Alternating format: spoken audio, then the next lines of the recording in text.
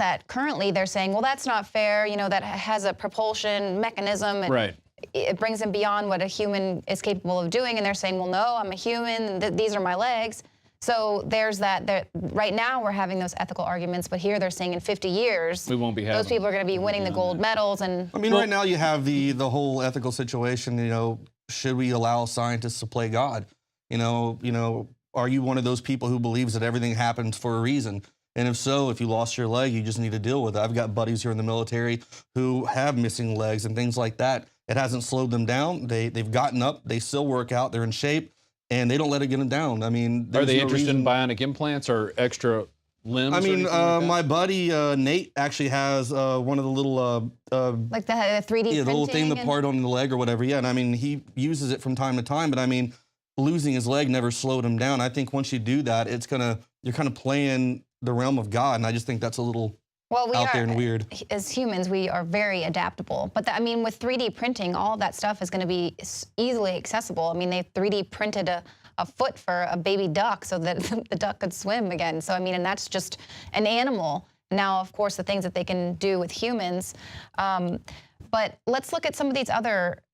Well, I want to go back to the predictive programming angle. They say the average gamer is about 30. The biggest game of 2012 was Call of Duty 2. But I found a guy who's a Call of Duty guy. He put out a survey and said, what's your average age? And he got 500 responses back. His average age was 18 that he got. And so you're looking at, so half the people are under 18, half the people are over 18. So you've got a whole mass of people playing this game who are ripe for getting programmed. Right. And then these are people about to go to college, and they're going to go out in the workforce, and they're going to be the next generation of leaders, which when you're watching this trailer, it's set at the end, 2065, when we see this whistleblower who's talking about the military technology being ahead. And so that's an interesting thing. How far ahead is military technology?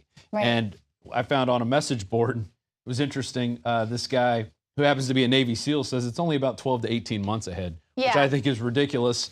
They have giant lasers that they shoot through holes of ships and stuff like that. They're talking about handheld ray guns. We're never going to see this stuff in 100 years. I don't think, for the local consumer. Well, we see they have these conventions where they will start trickling down that military technology to local law enforcement.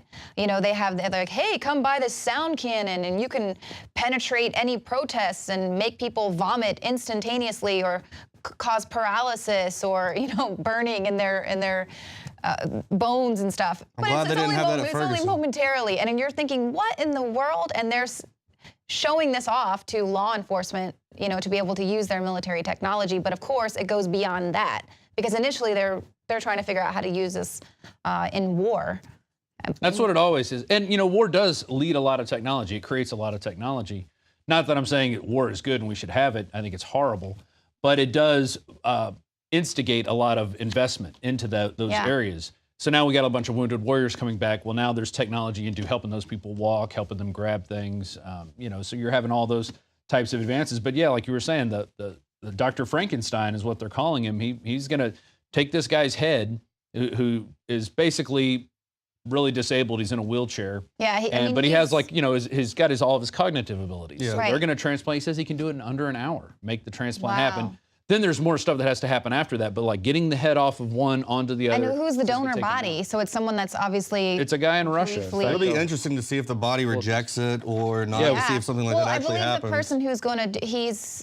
Yeah, Valery. If you scroll up a little bit, you'll see the guy. Anyway, Scroll. His name's Valery Spanirdov. He's a Russian. He's in a wheelchair. I mean, you know, obviously his body is not, you know, what he would want it to be. He's been served, you know. He didn't get the best of luck when bodies were being dished out, but he suffers from Werdig-Hoffman disease, which is some kind of degeneration of the body. Right, and I think that they're not predicted to live much longer with a disease like that anyway. Right. So here he's saying, well, I might as well do it. Give it a whirl. And he says he's scared. He's like, I don't know what's going to happen, but there's a chance that it may be great.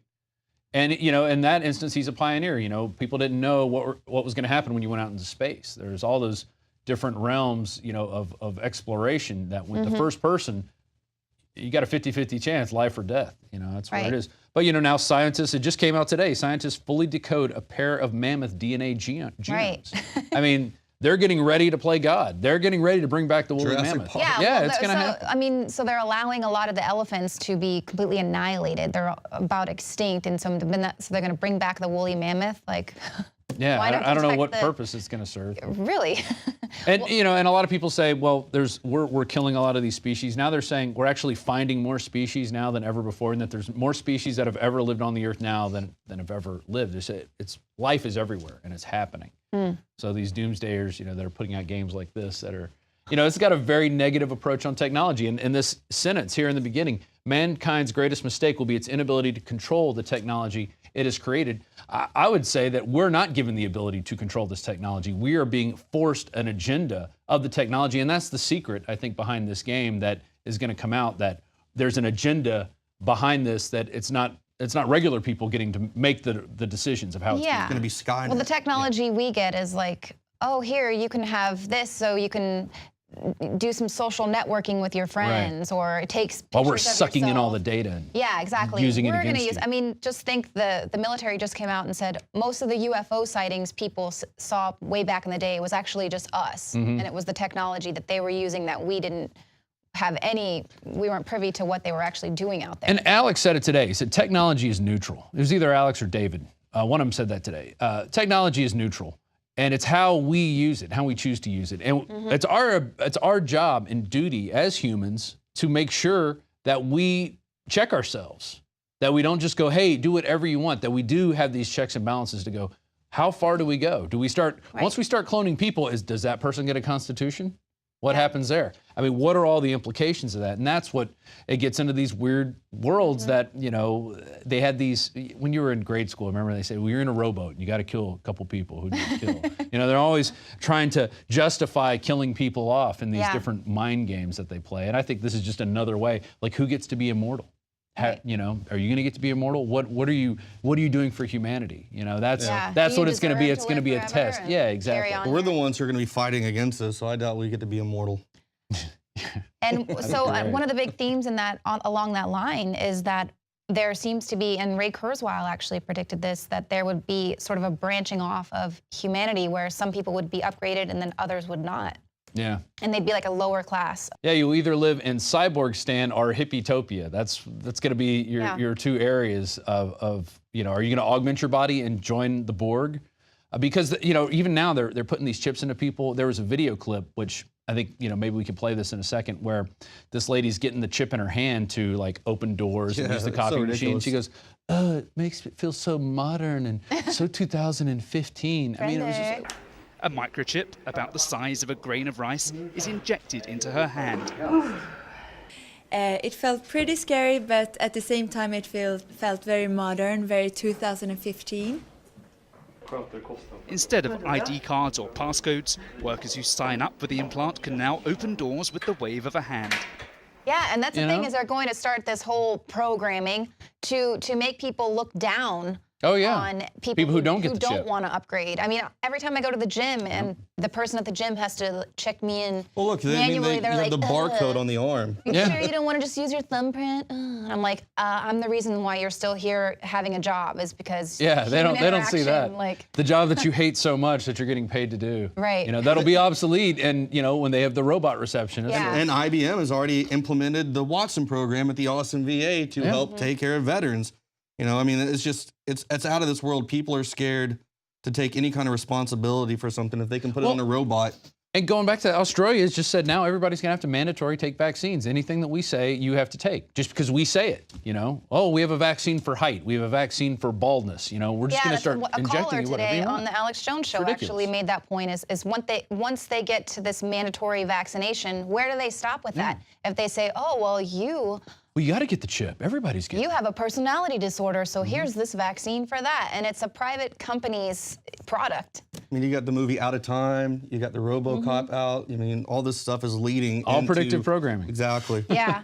Well, okay, so Call of Duty, official Call of Duty, Black Ops 3. I know you're planning on purchasing it, so obviously we'll be doing another review once you actually get to play the game. So how does this work? Are you going to choose to play as a normal person or as a super soldier? I mean, it's however they have the storyline put out. I mean, it's different. Each game varies. Some games you get to be like the bad guy. Some games you get to be a cop. this.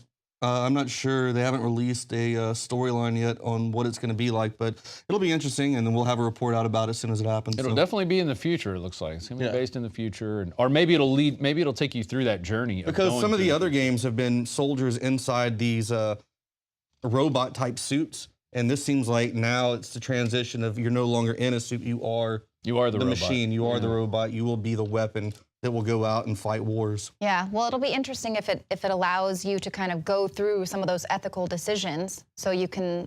I doubt it. Sort of see how those ethical decisions are going to come up in life. I am a robot. I am here to help. That's what's going to happen. Absolutely. Crush the humans. Ugh. Thank you, guys. And I wanted to give a shout out to one of our fans on Twitter that suggested we do a review. Oh yeah, of put this. his tweet up, right? And we'll even say his name. I know Jakari and Joe Biggs. Ruben Harper. Yes, thank you, Ruben. They'll be giving you the official Call of Duty Black Ops 3 review when that hits stores April 26th. Well, thank you all for tuning into the show tonight, and we will see you here again Monday, 7 p.m. Central.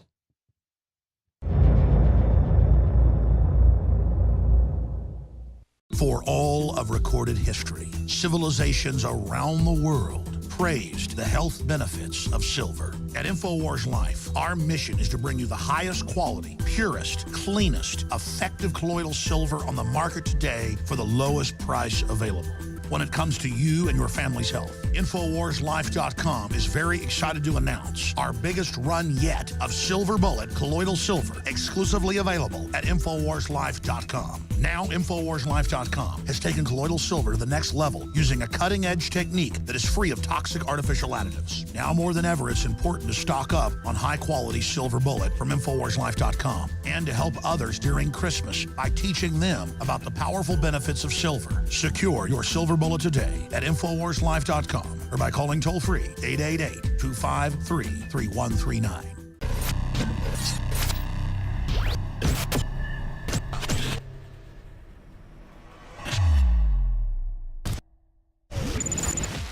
Dan Bedanti for INFOWARS.com. We are in Lexington, Massachusetts, where 240 years ago, the first shot was fired right here on the green to start the American Revolution, because the British wanted our guns and they wanted to oppose taxes, much like we're facing today. So we're going to ask the general public their thoughts if we are facing the same oppression as we did 240 years ago. Who was famous for warning Lexington that the British were coming? Who was famous? Well, of course, Paul Revere.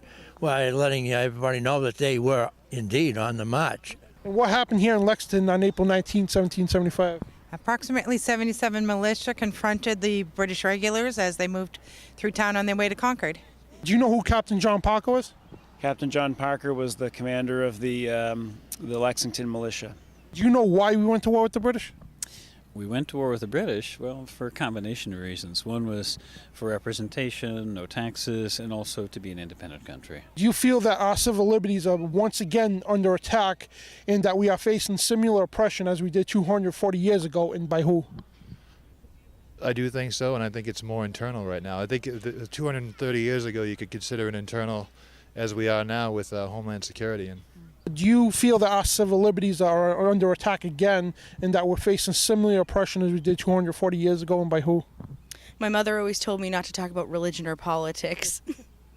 According to Homeland Security, they are now listing returning veterans as a threat to our country. Do you agree or disagree with that, and why?